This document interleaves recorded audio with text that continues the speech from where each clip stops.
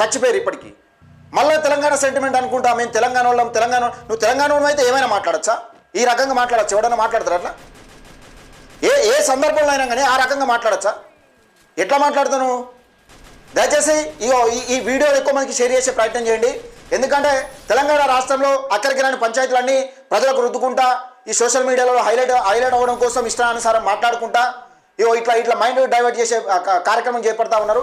దయచేసి మిత్రులారా, ఈ వీడియోని ఎక్కువ మందికి షేర్ చేయండి, లైక్ చేయండి, మీ అభిప్రాయం కూడా కింద కామెంట్ సెక్షన్లో తెలియజేయండి. ఒకవేళ నేను మాట్లాడింది వాస్తవం కాకపోతే నిజంగా మన సమాజంలో ఎవరికి సపోర్ట్ చేస్తున్నాం, అసలు ఎవరి మాటలు వింటున్నాం, ఎవరి మాటలని ఏ రకంగా మనం మైండ్ని డైవర్ట్ చేసే విధంగా మన మైండ్ను డైవర్ట్ అయిపోతుంది, మనం ఎందుకు పక్కదారి పట్టించే ప్రయత్నం చేస్తున్నారు, నేను మాట్లాడింది కూడా వాస్తవం కాకపోతే మీ అభిప్రాయం కింద కామెంట్ సెక్షన్లో తెలియజేయండి.